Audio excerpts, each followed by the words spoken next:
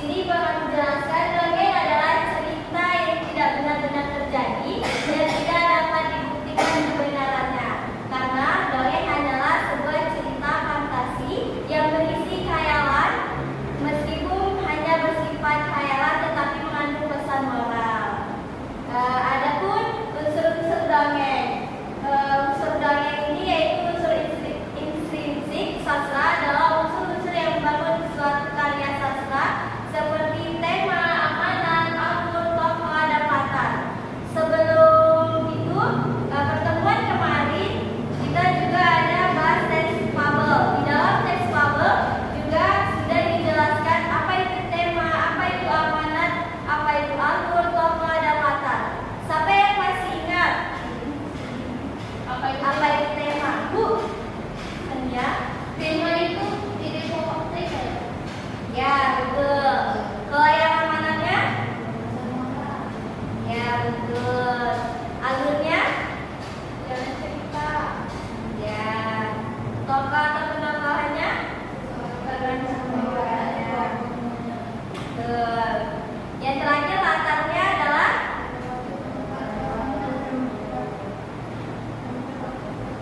Ya, tempatnya. Adapun jenis-jenis dongeng, dongeng dapat menjadi 7 jenis, yaitu mitos, sage, fabel, legenda, cerita lucu, cerita figurana, perumpamaan. Seperti yang materi sebelumnya kita juga sudah membahas teks fabel seperti dongeng. Dan di sini Ibu sudah menjelaskan tentang dongeng itu apa, jenis-jenisnya, dan unsur-unsurnya.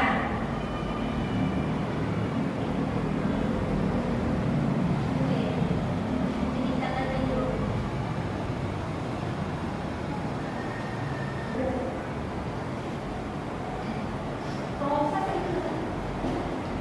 Baiklah, di sini Ibu ada contoh teks dongeng Pangeran Sehat. Di sini Ibu akan membagikan kalian contoh teksnya.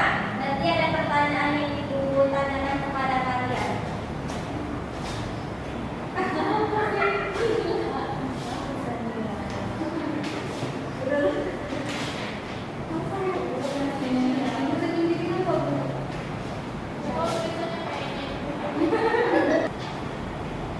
Baiklah, di sini siapa yang bisa membacakan teks dongeng tentang Pangeran Sehat? Nadia aku bisa. Ya, Bu. Saya bacakan ya, Bu. Ya. Pangeran Sehat. Dahulu kala, hiduplah seorang raja bernama Raja Ambo Uleng. Wajahnya selalu bercahaya seperti bulan, karena sangat ramah dan selalu ceria. Raja Ambo Uleng memiliki dua orang pangeran yang bernama Ambo Lalo dan Ambo Wela. Ambo Lalo sangat tampan, sehingga dijuluki dengan Pangeran Tampan. Pangeran lainnya bernama Ambo Wela. Ia tidak setampan saudaranya, tetapi ia tidak iri terhadap saudaranya. Bagi Ambo Wela, kehidupannya adalah sebuah karunia yang harus dia syukuri. Ketampanan Ambo Lalo sangat terkenal di negerinya. Hal itu disadari oleh Ambo Lalo. Ia menjadi malas mandi dan menggosok gigi karena walaupun tidak mandi, ia tetap tampan. Berbeda dengan Ambo Wela, saudaranya. Ia sangat rajin mandi. Ia rutin mandi 2 kali sehari dan tidak lupa menggosok giginya. Bahkan setiap selesai makan, ia selalu menggosok giginya.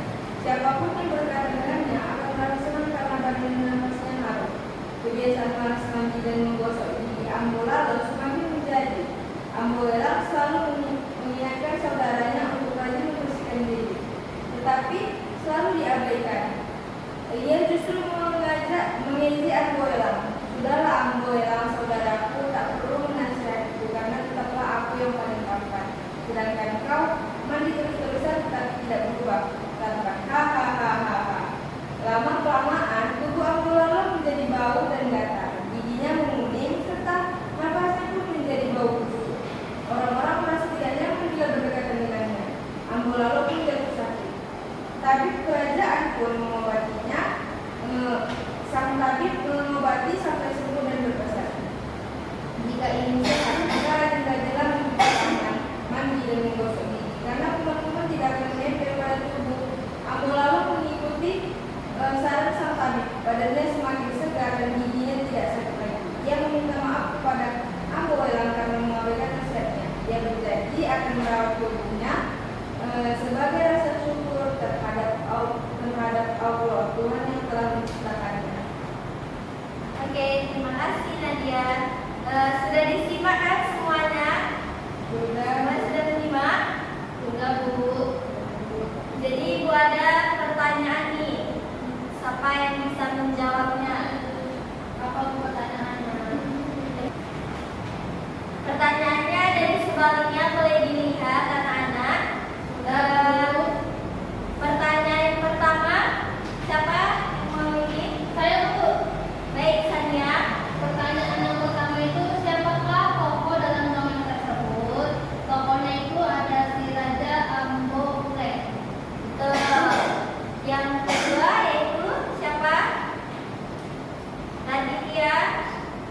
Mengapa Pangeran Ambo lalu sakit gigi karena malas menggosok gigi? Yang lalu dia jalan gosok gigi, betul. Yang ketiga yaitu ya. Mengapa Pangeran Ambo lalu kulitnya gatal-gatal? Karena dia jarang mandi. Iya, dia mandi 2 hari sekali. Gimana tidak gatal-gatal kulitnya? Mengalir berapa kali? 2 kali. Yang terakhir yaitu Saya, Bu. Pesannya harus rajin menggosok gigi dan rajin mandi supaya tidak sakit.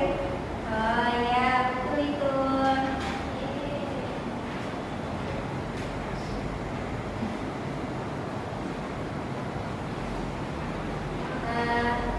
Sudah paham kan anak-anak apa itu dongeng? Terus sudah Ibu. Sudah.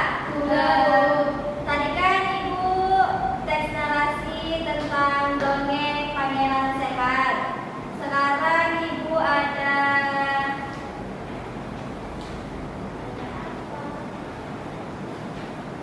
Ibu akan menyuruh kalian mewarnai sebuah buah. Di sini Ibu ada gambar buah pisang. Ada yang tahu buah pisang apa? Buah apa? Buah Melancarkan pencernaan. Ya, betul. Buah pisang adalah salah satu yang sangat baik untuk kesehatan karena banyak nutrisi yang penting. Sekarang Ibu bagikan kalian mewarnai ya. Ya.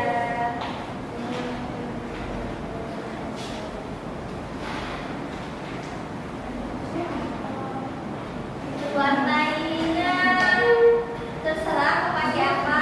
Ini cat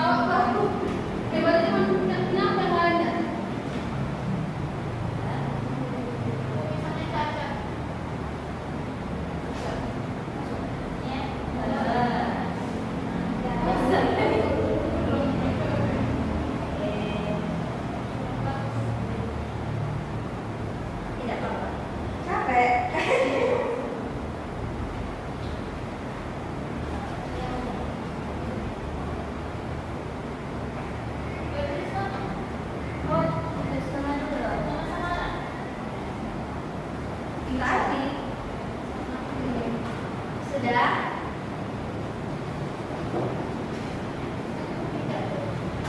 Ibu, Sisanya ada yang mana ada yang minta ya? dijemputkan.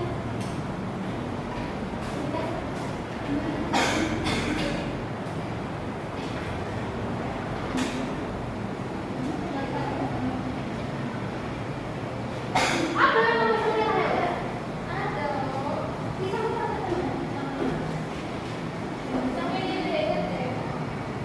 Sama apa lagi nih yang belum anak-anak? Itu Bu, itu dapat apa? Bu? Masih Bu bikin aku tuh. Oh iya Pak. Oh itu gitu. Apa itu namanya? Itu dia mau main Bu. Bu, main Bu kan Bu. Ini. Masih apa? Ini satu. Udah sudah harus tuh ya dan terus ya. Ini satu tuh.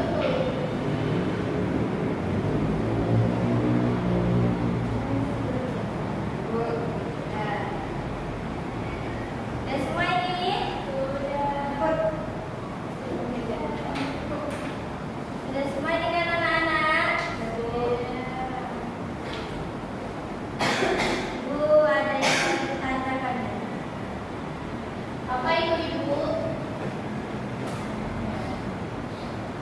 Urusan Tania dan Putri Ardini. Kenapa ya Bu? Nih, maju ke depan. Body hack.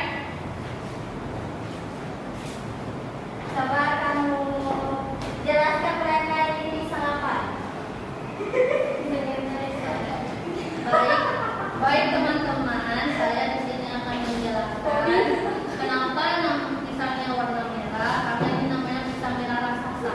Oh ada ya? Ada. Oke. Ibu udah menjelaskan tuh apakah itu tidak tahu ada pisang merah raksasa? Iya, soalnya ibu baru lihat bisa warna merah. Itu dulu namanya berkreasi. Oh iya. Terima kasih buat Tania. Dan terima kasih Tania. Selamat Putri Ardini. Baik, ini gambar pisang. Ada pisang kuning, ada coklatnya. Kenapa ada warna coklat? Karena pisangnya setengah lagi udah digoreng, setengahnya lagi belum. Dia setengah dimakannya. Iya bisa. Oke. Terima kasih Putri Ardini. Baik, Ibu sudah banyak kasih contoh, sudah paham kan anak-anak tentang materi hari ini? Baik, dapat disimpulkan yaitu teks narasi adalah suatu karangan cerita yang menyajikan serangkaian peristiwa kejadian. Peristiwa itu bisa benar-benar terjadi, tapi bisa juga khayalan seperti contoh dongeng. Dongeng merupakan cerita yang fiktif yang tidak benar-benar terjadi. Baik, setelah kesimpulan kita hari ini, selesai sudah pelajaran kita hari ini. Sebelum itu kita berdoa terlebih dahulu. Berdoa dipimpin oleh Nanda. Oke, baik teman-teman, sebelum kita pulang, marilah kita berdoa bersama. Doa damai.